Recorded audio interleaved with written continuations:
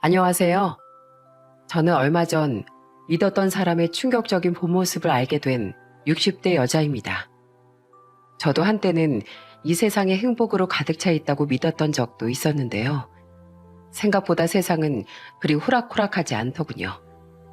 얼마 전 있었던 사건 때문에 평생 씻을 수 없는 상처를 입고 누군가를 미워하게 되었거든요. 저를 이렇게 만든 건 바로 저의 며느리입니다. 너무 원통이 터져서 어딘가에 얘기하고 싶은 마음에 이렇게 사연을 신청하게 되었어요. 제 이야기를 들으면서 같이 화내주시고 또 응원해주시면 정말 좋겠습니다. 그럼 이야기를 시작해 보도록 할게요.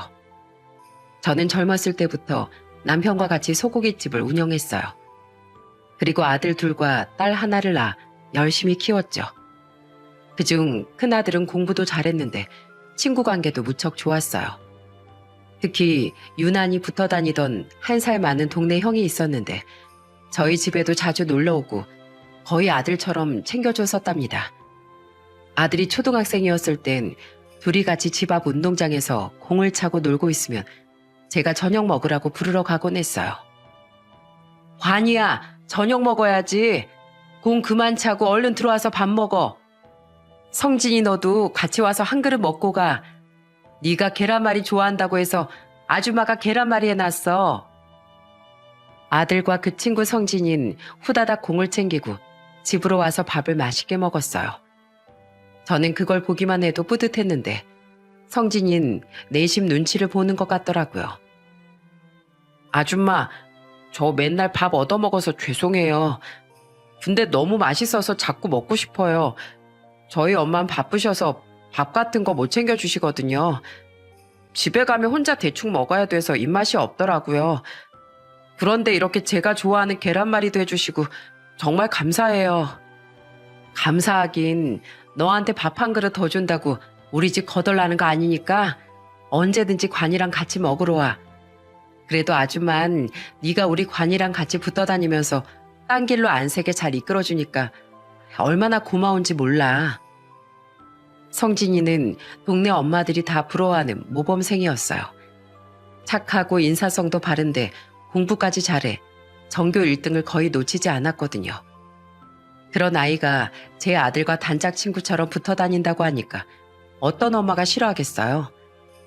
학창시절엔 친구들의 영향을 참 많이 받을 수밖에 없었는데 제 아들이 성진이한테서 좋은 영향을 받았으면 좋겠다 싶은 마음으로 더 잘해줬죠.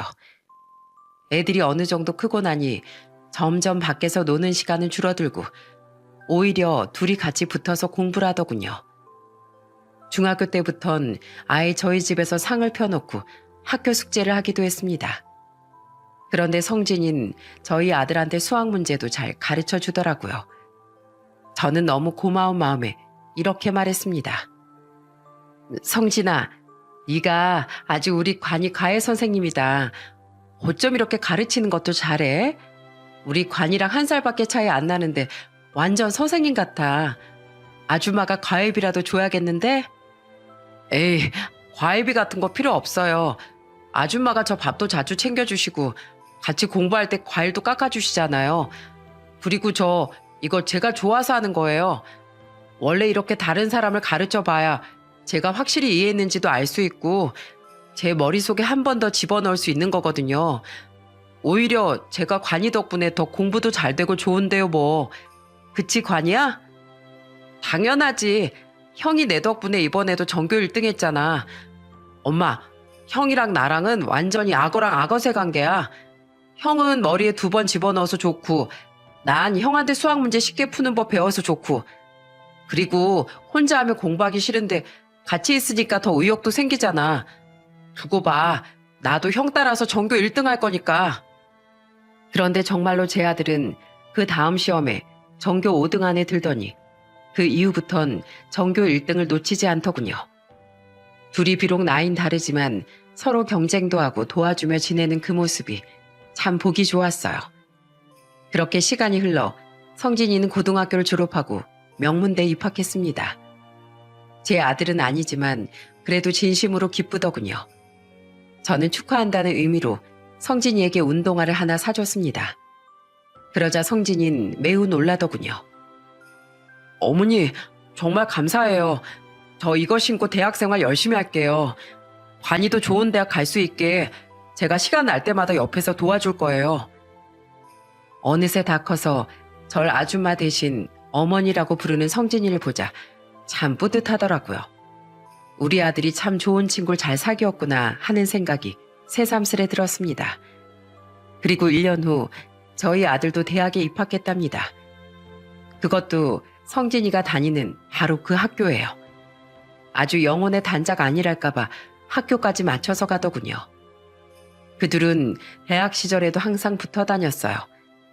예전엔 공을 차고 놀이터에서 놀던 애들이 이젠 같이 술도 마시고 도서관에서 공부도 하면서 지내더라고요. 한 번은 아르바이트를 해서 번 돈으로 둘이 일주일 동안 배낭여행을 갔다 온 적도 있었어요. 새카맣게 얼굴이 타서 집에 돌아온 아들에게 전 이렇게 말했죠. 둘이 붙어 다니는 게 그렇게 좋아? 어릴 때부터 항상 같이 다니더니만 지겹지도 않은가 봐. 당연하지. 형이랑 나랑 마음이 얼마나 잘 맞는데. 심지어 이번에 여행 가서 먹고 싶은 음식 고르기도 진짜 쉬웠다니까. 형이랑 나랑 음식 취향이 완전 똑같잖아. 아예 나중에 결혼하고 나서도 옆집에 붙어 살까 봐. 그럼 맨날 같이 저녁도 먹고 주말엔 집 앞에서 같이 배드민턴도 치고 좋잖아. 아이고, 미래 마누라들이 퍽도 좋아하겠다. 그래도 둘이 잘 지내는 거 보니까 보기 좋네. 원래 인생에 그렇게 가까운 친구 한 명쯤은 있어야 되는 거거든. 관이 넌 그런 친구가 있으니 참 복 받은 거야. 그러니까 앞으로도 둘이 싸우지 말고 잘 지내. 알았지? 엄마 무슨 당연한 소리를 하고 있어. 형이랑 나의 우정은 평생 깨질 수 없는 우정이야. 그 누가 와도 절대 갈라놓을 수가 없다고. 이후 아들은 대학을 졸업하고 평범한 회사에 취직하게 되었어요. 취직하고 몇 년간은 바빠서 성진이와 자주 못 만나는 것 같았는데 어느 날 아들이 집에 들어와선 저랑 남편한테 이렇게 얘기하더라고요. 엄마, 아빠, 나 회사 그만뒀어. 뭐라고? 갑자기 회사를 왜 그만둬? 너 무슨 일 있는 거야?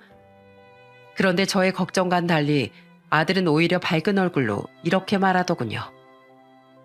나 성진이 형네 회사에 들어가기로 했어. 형이 몇 년 전에 스타트업 회사 창업한 거 알지? 어느 정도 성장하면 나를 꼭 써주겠다고 했는데 이번에 꼭 오라고 부탁을 하네.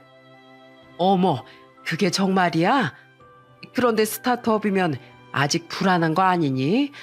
아무리 성진이네 회사라지만 안정성도 무시할 수는 없잖니.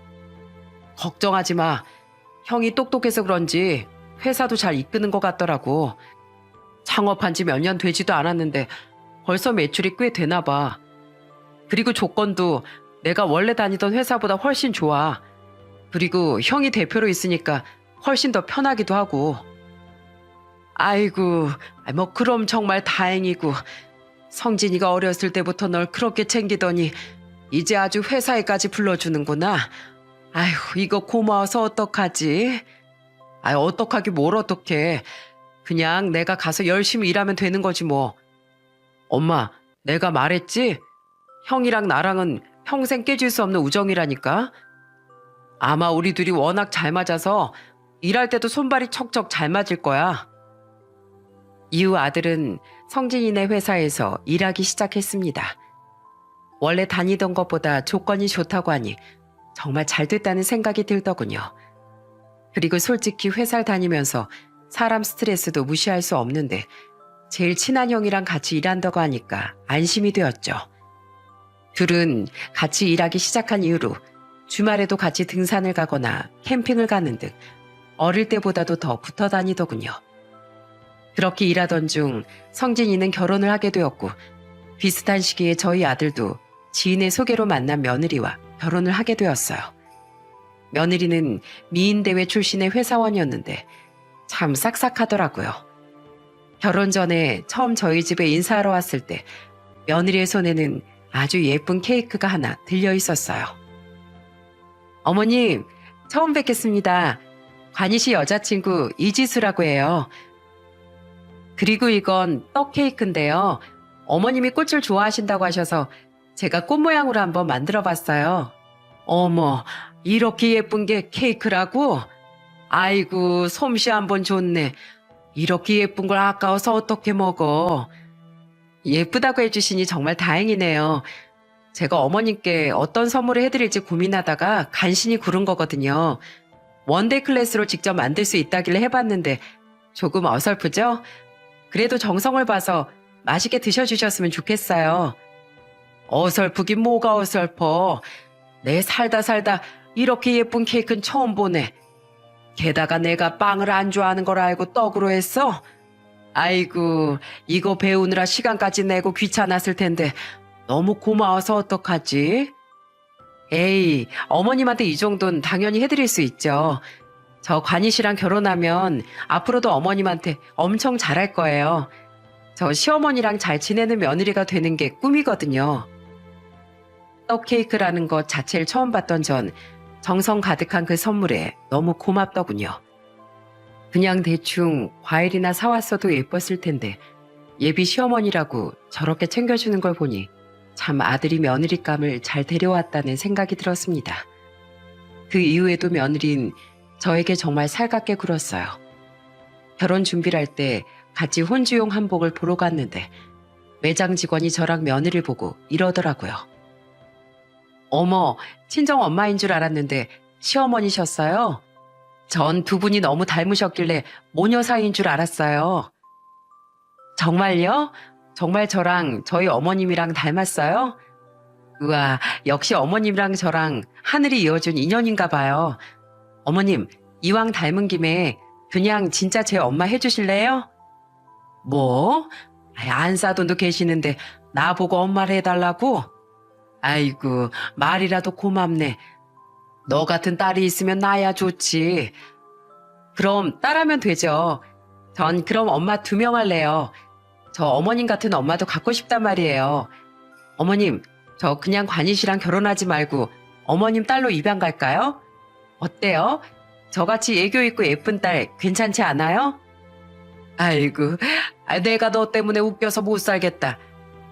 우리 관이가 어디서 이런 통통 튀는 여자를 데리고 왔는지 아주 네 덕분에 말년에 웃음꽃이 피겠어. 오예, 그럼 성공. 어머님이 저 때문에 행복하시다면 전 더 이상 바랄 게 없는데요. 어머님, 앞으로도 저랑 같이 재밌게 지내주셔야 돼요. 아시겠죠? 저는 며느리 애교에 아주 꿈뻑 넘어갔습니다. 다른 집들은 며느리랑 사이가 대면대면 하다던데 저는 오히려 딸보다도 더 살가운 며느리를 얻었으니 완전 행운이었죠. 아들은 작은 주택에서 신혼생활을 시작했는데 며느린 결혼 후에도 저한테 정말 잘했어요. 어찌나 부지런하고 싹싹한지 저희 집에 오면 청소기부터 들더라고요. 오자마자 청소기 왜 또 들어? 그러지 말고 앉아서 좀 쉬어. 누가 보면 내가 너한테 시집살이라도 시키는 줄 알겠다. 에이, 제가 좋아서 하는 건데 뭐. 그리고 어머님이랑 아버님은 장사하시느라 힘드시잖아요. 전 솔직히 청소가 취미라서 이렇게 청소기 돌리면 오히려 기분이 더 좋아진다니까요. 어머님, 그러지 말고 소파에 누워서 좀 쉬세요. 제가 아주 삐까번쩍하게 청소해드릴게요. 얘 나 안 해도 된다니까. 우리 집 청소를 왜 네가 해? 그래 여보, 굳이 여기까지 와서 청소를 해야겠어? 아무리 청소가 취미라지만 굳이 사서 고생할 필요는 없잖아. 안 그래도 집도 깨끗한데 뭐하러 해? 난 이게 고생이 아니라 취미라니까. 어머님, 지난번에 보니까 창틀에 먼지가 좀 있더라고요. 오늘 제가 아주 먼지 한 톨 없게 만들어 드릴게요. 저 진짜 하나도 안 힘드니까 말리지 마세요. 말리시면 저 삐질 거예요. 아이고, 청소하지 말랬다고 삐지는 며느리 처음 보네. 이거 원 내가 며느리 덕에 완전히 팔자가 폈구나. 괜히 부려먹는 것 같아서 미안해서 어쩌니. 전 그런 며느리가 너무 예뻐서 일부러 맛있는 것도 더 많이 해주고 잘해줬어요. 세상에서 우리 며느리만큼 좋은 며느리는 없는 것 같았거든요. 게다가 며느린 아들한테도 엄청 잘했는데 특히 건강에 신경을 정말 많이 쓰더라고요. 어느 날 다 같이 식사를 하는데 아들이 하는 얘기를 듣고 깜짝 놀랐답니다. 엄마, 나 살 좀 빠지지 않았어? 내가 요새 이 사람 때문에 다이어트가 절로 되잖아. 다이어트? 아니, 뭘 어떻게 하길래 그래? 엄마, 내가 야식 좋아하는 거 알지? 그런데 결혼하고 나선 내가 야식 먹고 싶다고 하면 피자나 핫도그 대신에 샐러드 해준다?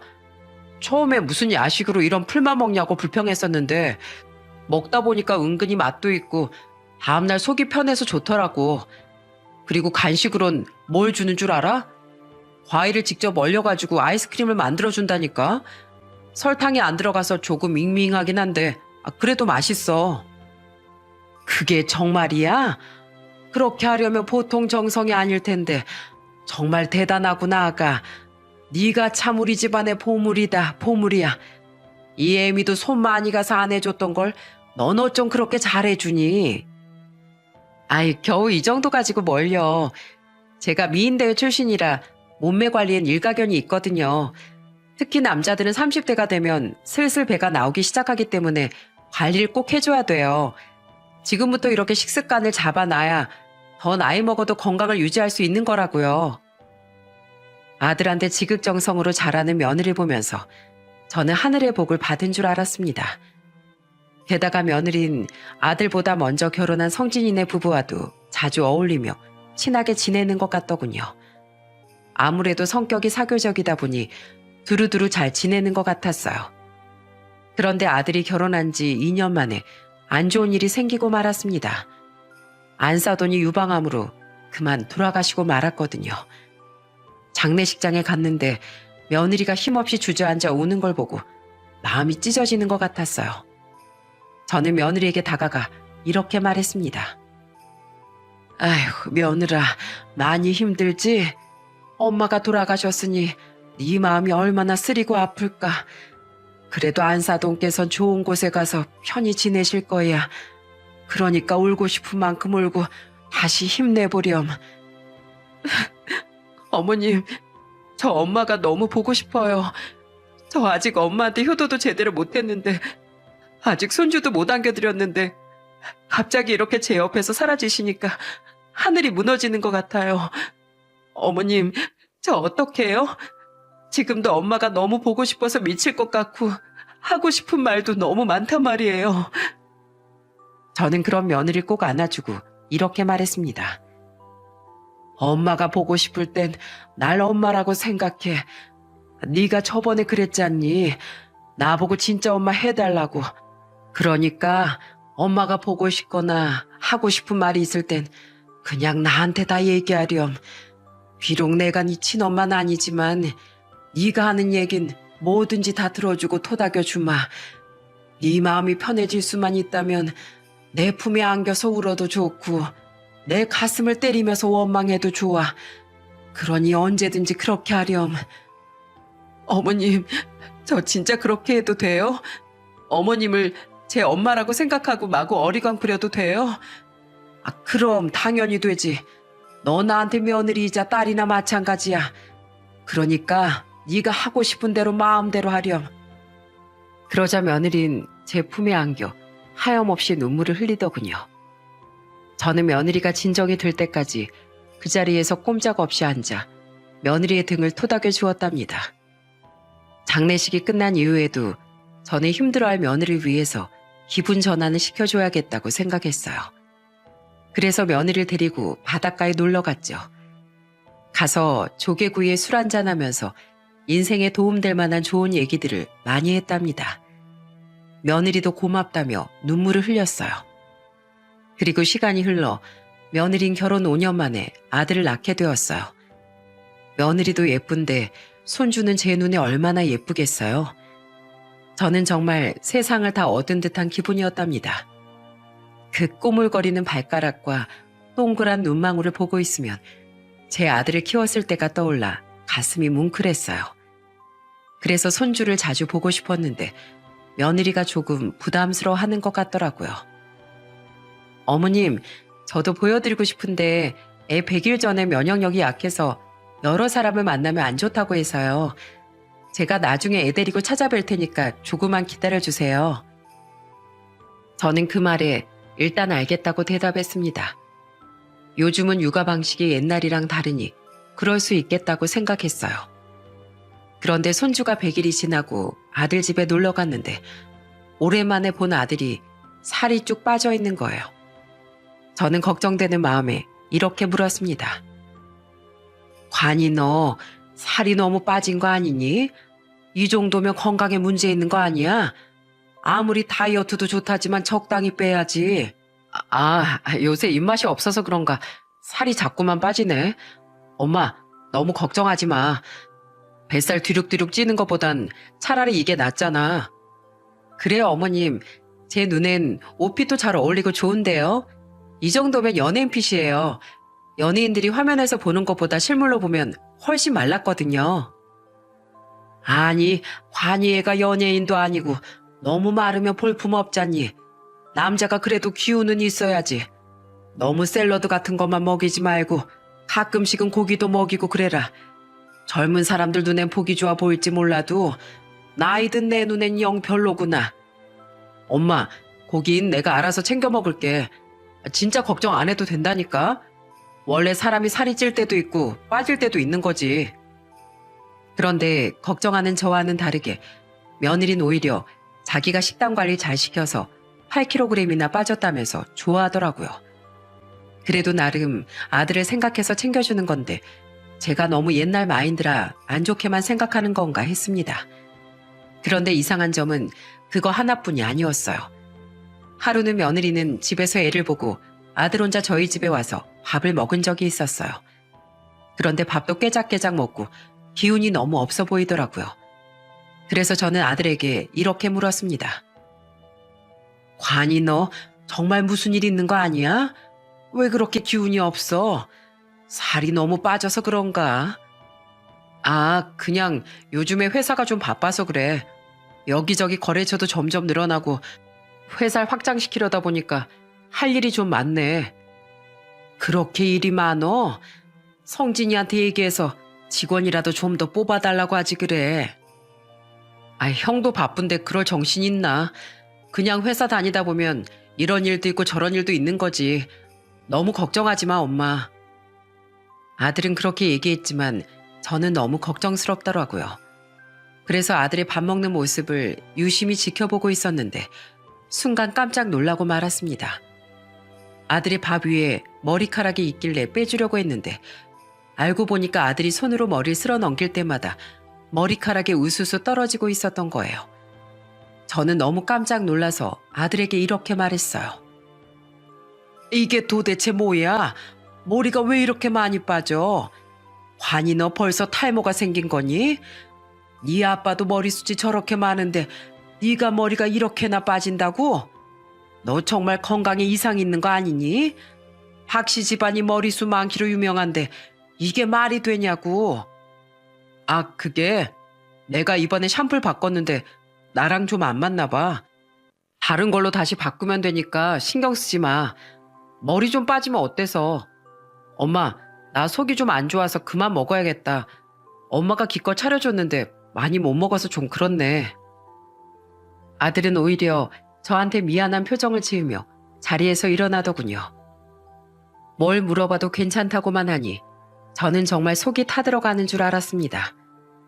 그 후 저는 탈모에 검은 콩이 좋다고 하길래 검은 콩으로 미숫가루를 만들었어요.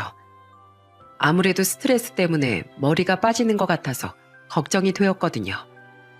그런데 언제 갖다 주면 좋을지 아들한테 물어보려고 전화를 했더니 아들이 목소리가 잔뜩 술에 취해 있더군요.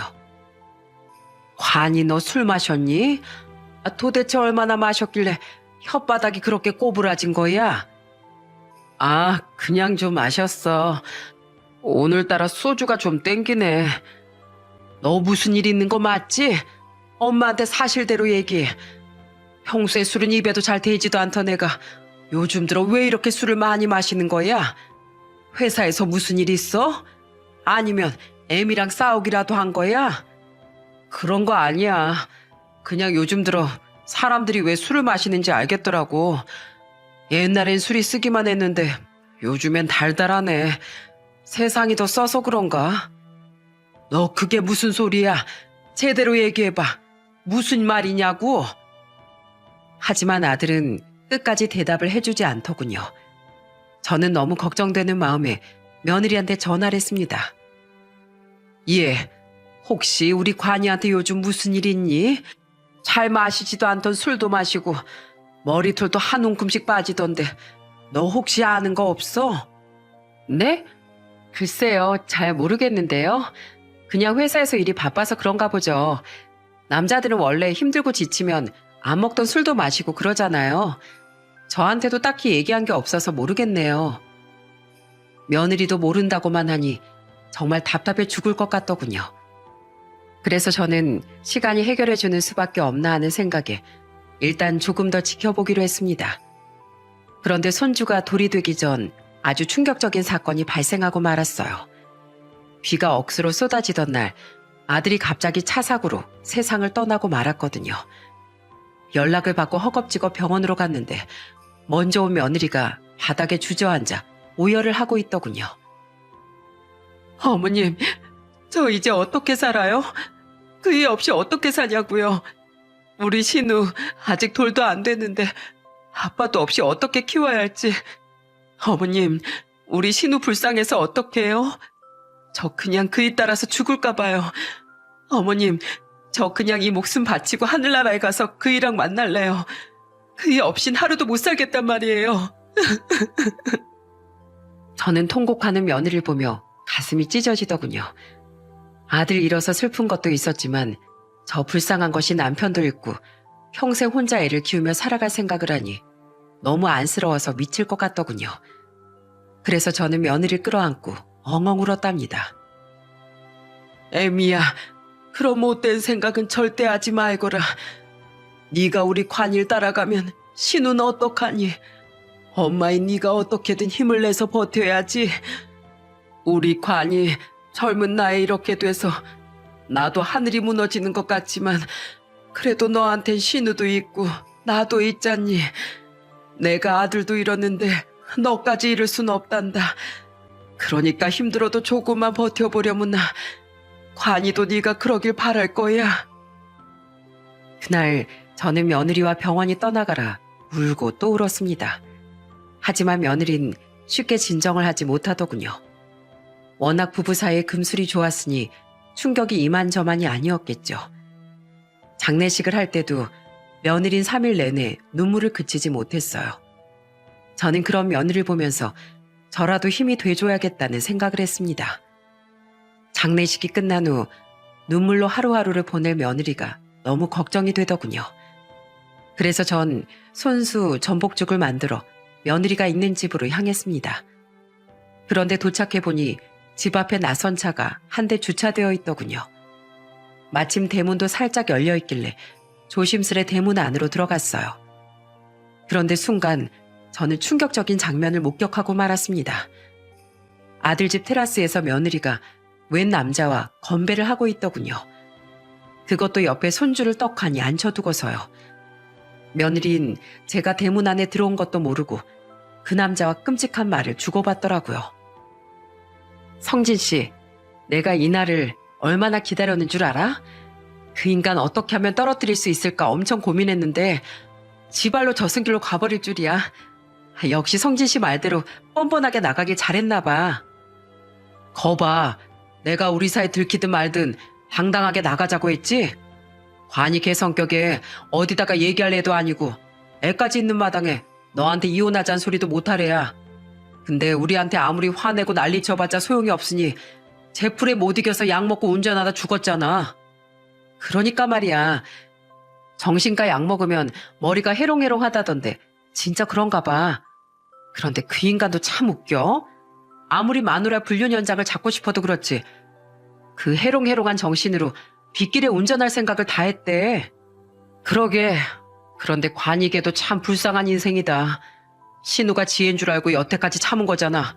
사실 우리 앤데 딱 봐도 나랑 똑같이 생겼는데 왜 못 알아봤나 몰라. 멍청하니까 그런 거지 뭐. 근데 우리 시모도 참 웃겨. 지 아들이랑 닮은 구석 하나도 없는데 눈이 닮았다는 둥 코가 닮았다는 둥 하잖아. 그동안 비위 맞추는 것도 힘들었는데 이제 잘 됐지 뭐. 성진 씨, 우리 그 인간 떨어뜨릴 계획 성공했는데 짠할까? 이런 기쁜 날에 그냥 넘어갈 수는 없잖아. 그 대화를 모두 들은 저는 제 귀를 의심했습니다. 불과 하루 전까지만 해도 남편을 잃은 슬픔에 울고불고 하던 며느리가 뻔뻔한 얼굴로 그런 얘기를 하는 걸 보고 정말 믿을 수가 없었어요. 게다가 더 충격적이었던 건 며느리의 불륜 상대가 바로 아들과 제일 친했던 성진이었다는 겁니다. 저는 도저히 참을 수가 없어 성큼성큼 걸어가 며느리에게 소리를 질렀어요. 너 이게 지금 뭐 하는 짓이야? 네가 감히 우리 관일 두고 바람을 펴? 그것도 하필이면 성진이랑? 그제서야 제가 등장한 걸 알아챈 둘은 너무 놀라 맥주잔까지 떨어뜨리더군요. 며느린 입을 틀어막으며 저에게 이렇게 말했어요. 어머님, 갑자기 여긴 왜 오셨어요? 왜 왔냐고? 내가 내 아들 집 오는데도 이유가 필요하냐? 난 네가 아직도 울고 있을까봐 걱정돼서 죽까지 싸들고 왔다. 그런데 이게 도대체 뭐니? 어디 할 짓이 없어서 이런 더러운 짓거리를 해? 내 아들 몰래 바람을 피우는 걸로도 모자라 남의 자식을 낳아? 아니, 그게 아니라 어머님 오해예요. 갑자기 왜 이러시는 거예요? 뭐, 오해? 너희 둘이 방금까지 한 얘기 다 들었어. 내 아들 죽어서 잘 됐다며? 신우가 성진이 저 자식 아들인 줄도 모르고 내 아들이 그동안 속고 살았다며? 내 말이 틀렸어? 진짜 아니라니까요. 그냥 성진 씨가 저 위로해 주려고 온 것뿐이에요. 워낙 친하니까 맥주 한잔 할 수도 있는 거지. 왜 생사람을 자꾸 그러세요? 너 이제 보니까 우리 집안의 복이 아니라 암덩어리였구나. 내가 그런 줄도 모르고 널 딸로 생각하면서 그동안 잘해줬던 걸 생각하면 아주 치가 떨려. 그리고 성진이 너 어떻게 사람이 그럴 수가 있어. 너 우리 관이랑 30년 지기 친구잖아. 어디 배신할 사람이 없어서 형제보다도 더 가까운 우리 관이를 배신하냐고.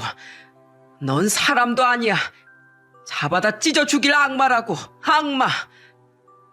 저는 그렇게 소리치며 그 자식의 머리채를 잡았습니다. 그리고 있는 힘껏 쥐어 뜯었어요. 왜 이러세요? 저 이러다가 머리에 빵꾸 나겠어요. 빵꾸? 내 아들은 죽었는데 넌 그까지 빵꾸가 중요하냐? 너희들 아주 오늘 내 손에 죽고 싶어서 환장한 거지? 너희 같은 것들은 지구상에서 싹 사라져야 돼. 이런 줄도 모르고 손수 전복까지 손질해서 죽을 끓여온 내가 미친 사람이지. 그래도 기왕 싸운 거 맛도 안 보면 섭섭하잖아. 야, 인간 말종들아. 이거나 먹고 정신 차려라. 저는 한 손으로 전복죽 용기를 들어 그 둘에게 던져버렸습니다. 뚜껑이 열리면서 찐득한 죽이 그 둘의 얼굴과 몸에 범벅이 되더군요. 며느린 기겁을 하며 소리를 질렀습니다. 진짜 왜 그래요? 아들 죽었다고 노망났나 봐. 그래, 나 노망났다. 그러는 너 남자에 미쳐서 머리가 헷가닥 돌아버렸지? 너희들 내가 절대 가만 안 둬. 두고 봐. 너희들이 내 아들 목숨 앗아간 만큼 그 대가를 톡톡히 치르게 해줄 테니까. 저는 그렇게 소리를 지르고 그 집을 빠져나왔습니다. 그때까지도 제 손엔 그놈한테서 쥐어뜯은 머리카락이 한 줌 있었어요. 그 짧은 시간 어떻게든 증거를 잡아야겠다는 생각에 머리카락을 일부러 잡아 뜯었거든요. 뻔뻔하게 아니라고 우기니 유전자 검사라도 해서 밝혀야겠다는 생각에 그렇게 한 거였어요. 그 후 저는 저희 집에 있던 손주의 옷가지에서 머리카락을 찾아내 그 자식의 머리카락과 함께 유전자 검사를 의뢰했습니다. 그리고 며칠 후 검사 결과는 역시나 친자 확률 99.999%로 나오더군요. 제발 그것만은 사실이 아니길 바랬는데 정말로 제 손주가 그놈의 아들이었던 겁니다. 그렇게 예뻐했던 손주가 제 친손주가 아니라는 사실에 가슴이 무너지는 것 같았지만 정신 똑바로 차리고 복수해야겠다고 생각했어요. 저는 유전자 검사 결과지를 수십 장 복사해 그놈이 대표로 있는 회사에 찾아갔습니다. 제가 회사 문을 열고 들어가자 그 안에 있던 직원들이 전부 다 저를 쳐다보더군요. 그리고 그놈은 저를 보고 화들짝 놀라 소리쳤어요. 어머니, 여기가 어디라고 찾아오세요? 어머니? 누가 네 어머니야? 내 아들 친구라고 어릴 때부터 밥까지 먹여가면서 그렇게 챙겨줬더니 은혜도 모르고 뒤통수 친 주제에 나보고 어머니라고? 너 이걸 보고도 그런 말이 나와? 제가 그놈에게 유전자 검사 결과지를 내밀자 그놈은 손을 덜덜 떨면서 저를 올려다보더군요. 이게 뭐예요? 이딴 걸 왜 하신 거예요? 왜 했냐고? 네가 내 며느리랑 바람나서 내 아들한테 네 자식을 키우게 했잖아. 네 마누라도 네가 밖에서 자식 낳은 거 알고 있니? 아무래도 모르는 것 같은데 아주 내가 동네 사람들한테 다 소문내줘? 그래, 일단 여기 있는 사람들한테라도 알려줘야겠다. 이보세요 여러분.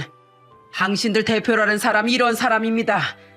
마누라의 자식도 셋이나 있는 인간이 남의 마누라랑 바람나서 혼의 자식까지 낳은 인간이라고요.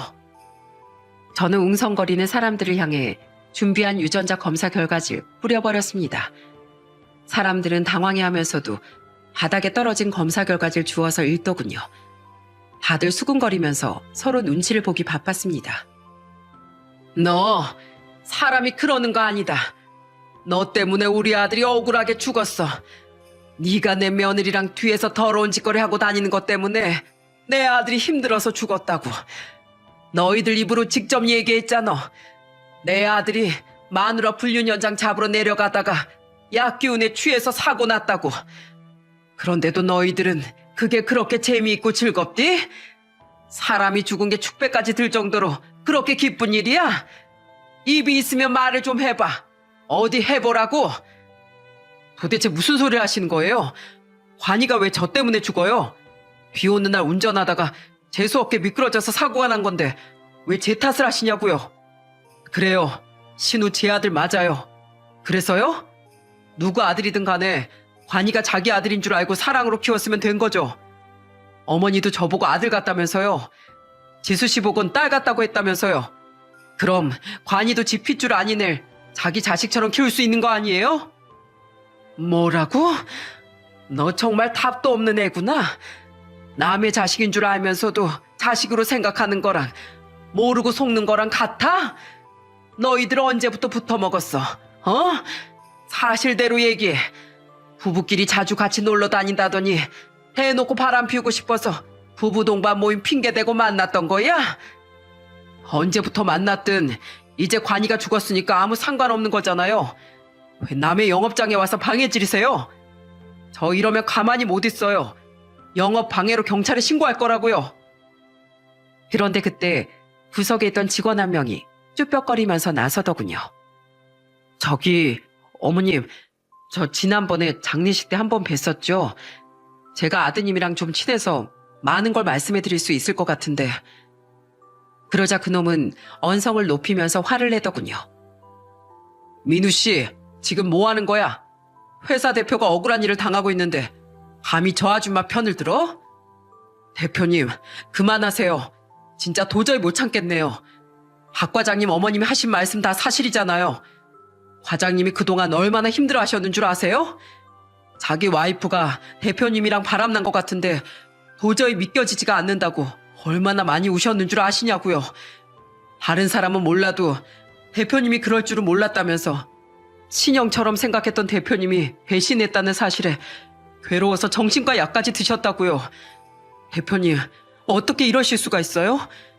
저 솔직히 대표님이 여태까지 저희한테 갑질하고 막말하는 것도 꾸역꾸역 참았는데 30년 지기 동생을 배신한 걸로도 모자라 이렇게 뻔뻔하게 나오는 걸 보고 더는 못 참겠네요.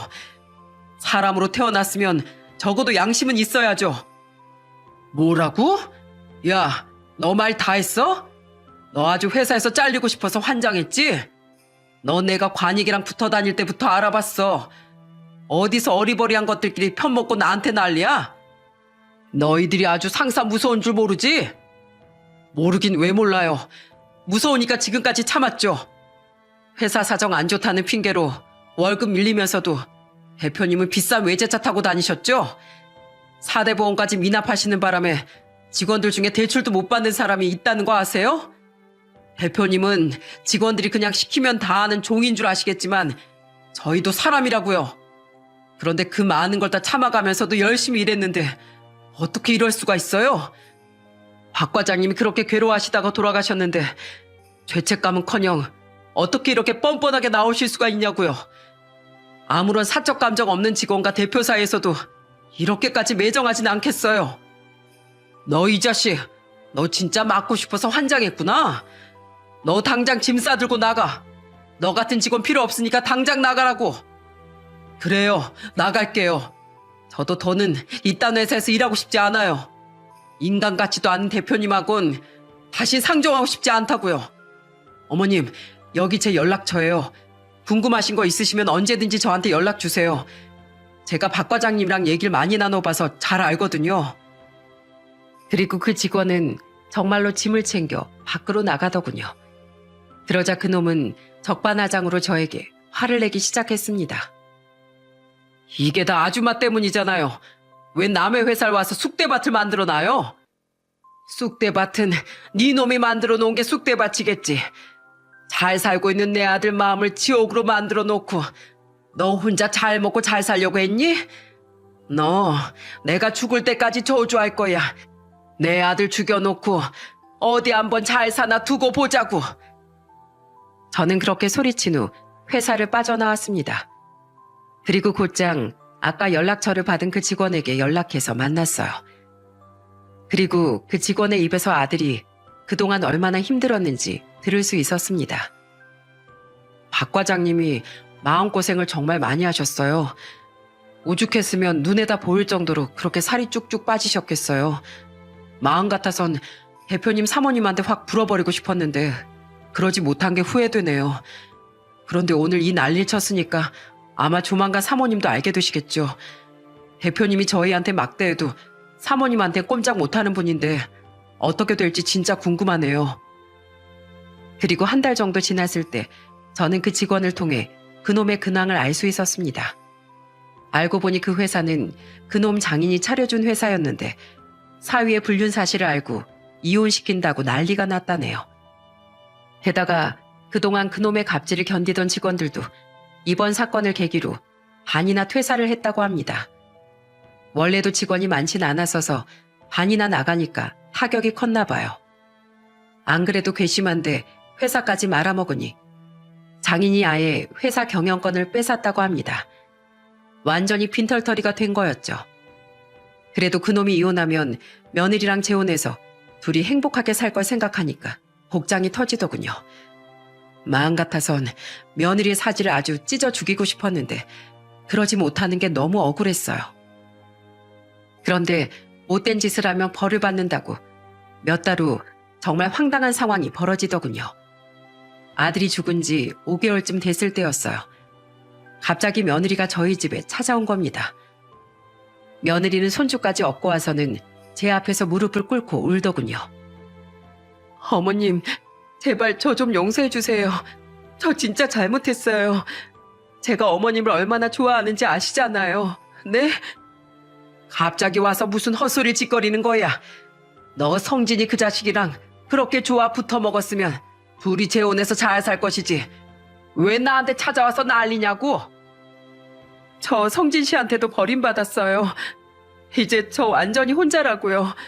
성진 씨가 이혼한다고 해서 기다렸는데 와이프가 용서하고 다시 받아주기로 했대요. 회사 운영권 넘기고 조용히 착실하게 살면 봐주겠다고 했다면서요. 어머님, 이제 저한테는 어머님밖에 없어요.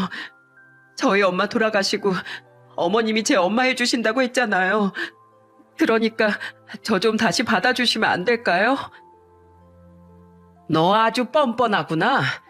내가 네 엄마를 해준다고 했던 건 네가 그 더러운 짓걸 하는 줄 몰랐을 때 얘기야. 내 아들을 뒤에서 배신하고 농락하면서 죽게 만들어 놓고 감히 나보고 엄마라고? 어떻게 그 입에서 엄마 소리가 나와? 왜? 그렇게 성진이 그놈이 좋아서 그 자식 애까지 낳을 땐 언제고 이제 와서 낙동강 오리알 되니까 후회되디? 그러게 후회할 짓을 왜 해? 사람이 살다 보면 잘못 한 번쯤은 할 수 있잖아요. 그래도 저 진짜 반성했단 말이에요. 그러니까 어머님, 저 한 번만 받아주시면 안 돼요? 어머님, 저희 신우도 엄청 예뻐하시잖아요. 어머님 손주인데 이렇게 외면하실 거예요? 누가 내 손주야? 내 핏줄은 단 한 방울도 이어받지 않았는데 누가 내 손주냐고. 너 이렇게 애까지 대동해서 동정심을 사려나 본데 나한텐 절대 안 통해. 너 이거 애한테도 못할 짓인 거 알아? 엄마가 돼서 어떻게 자식한테 이런 못난 모습을 보여줘. 네가 그러고도 엄마야? 네가 정말로 반성하는 거면 더는 나한테 빌붙을 생각하지 말고 떳떳하게 일해서 네 자식 혼자서 열심히 키워. 불륜남과의 사이에서 태어나 아빠 없이 자랄 네 자식한테 평생 속죄하면서 살라고. 어머님, 제발요. 저 혼자서 내 못 키운단 말이에요. 제가 잘할 테니까 예전처럼 저랑 오순도순 지내요. 네? 좋게 말하면 알아듣질 못하는구나. 애까지 얻고 와서 내가 웬만하면 험한 말은 안 하려고 했는데 너 도저히 안 되겠다. 너 지금 당장 안 나가면 내가 아주 그 입을 찢어버리는 수가 있어. 다시 너 얼굴 못 들고 다니게 아주 묵사발을 만들어버리겠다고. 그러니까 당장 나가. 당장 안 나가? 저는 며느리를 억지로 밀어 현관 밖으로 쫓아냈습니다. 잠시 후 외출했다 돌아온 남편이 며느리를 집 앞에서 마주쳤는지 큰 호통 소리가 나더군요. 집 안에 들어온 남편도 한동안 화를 삭히지 못해 한숨을 푹푹 쉬었습니다. 그 후 저는 손주에 대해 친생자 관계 부존재 확인 소송을 걸었고 결국 소송에서 이겨 손주는 제 아들과 법적으로도 남남이 되었답니다. 당연히 아들의 상속 재산도 손주에게 가지 않았죠. 시간이 흘러 벌써 아들이 세상을 떠난 지도 1년이 되었네요. 나름 꿋꿋하게 이겨내고 있다고 생각했는데 막상 아들의 유골함 앞에 서니 눈물이 하염없이 흘러나오더군요. 저는 하늘에 있는 아들한테 이렇게 얘기했습니다. 관이야, 그동안 많이 힘들었지? 그렇게 힘든 일이 있었으면 이 엄마한테라도 좀 얘기를 해주지. 왜 혼자 버텼던 거야? 관이야, 그래도 그 나쁜 것들은 벌을 받았으니 너무 걱정하지 마라. 성진이 그 자식은 회사도 뺏기고 마누라한테 죄인처럼 꽉 잡혀 산다더라. 애미도 그놈한테 버림받고 직업도 없이 애를 혼자 키워야 하니 아마 고생길이 훤할 거야. 관이야, 이제 좀 속이 시원하니? 너희 그 답답한 마음이 조금이나마 해소되었으면 좋겠구나. 엄만 항상 네 편이니까 하늘나라에서 평온하게 잘 지내려무나. 예전에 어떤 드라마 대사 중에 불륜은 상대방의 영혼을 죽이는 거야 라는 대사가 있었어요. 제 아들을 보니 그 말이 딱 맞는 것 같더군요. 제 아들은 며느리의 불륜 사실에 정신적으로 괴로워하다 결국 불의의 사고로 세상을 떠나고 말았으니까요. 솔직히 가끔 저의 손주였던 그 아이가 생각날 땐 있습니다. 워낙 제가 예뻐하기도 했고 애는 아무런 죄가 없잖아요. 하지만 어쨌든 상간남의 아이이니 그 못된 엄마 밑에서도 잘 자라기만을 바랄 뿐입니다. 여러분, 옆에 계신 배우자와 항상 믿음을 줄 수 있는 사이가 되셨으면 좋겠어요. 평생의 반려자니까 그 정도는 당연한 거잖아요. 그럼 제 사연을 들으시는 모든 분들의 가정이 평온하길 바라며 이만 이야기를 마치도록 하겠습니다. 끝까지 들어주셔서 감사합니다.